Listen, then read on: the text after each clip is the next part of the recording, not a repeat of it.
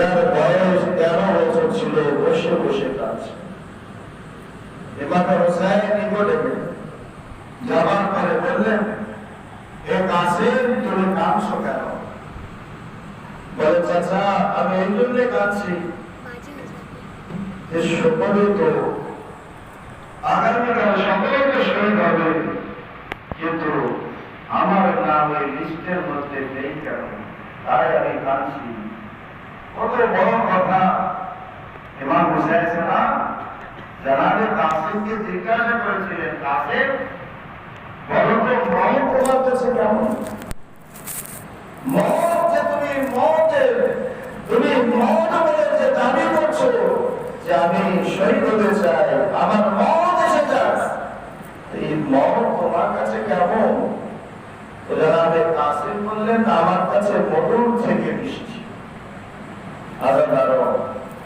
ওই কাসেম যখনই ছোট ছিলেন, কয়েক বছর বয়স, 1.5 বছর থেকে 2 বছর বয়স, একদিন ইমাম হাসান আলাইহিস সালাম তিনি বাড়িতে শুয়ে আছেন, আর সেই সময় জনাবে কাসেম ইমাম হাসান আলাইহিস সালামের বুকে এসে শুয়ে পড়লেন।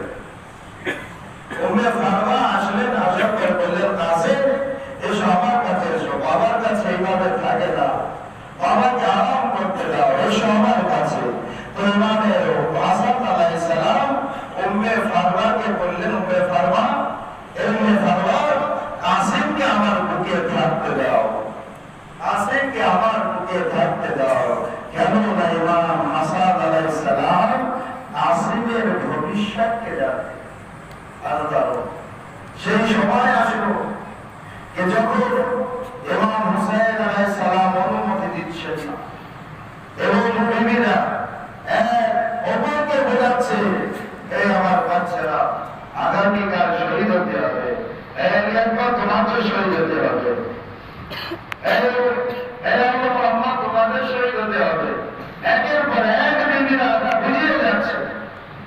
জনাবে কাসেম সবে আসর মায়ের কাছে বসে আছেন, উম্মে ফারওয়া সে আলোকে বুঝিয়ে দিলেন। নেওয়ানোর পরে জনাবে কাসেমকে বলছেন, কাসেম, সময় কি কথা বলি? বলে, আপনি জান কি? তো উম্মে ফারওয়া বললেন, বেটা, আমি কিন্তু দেওয়া আছি, আমি দেখেছি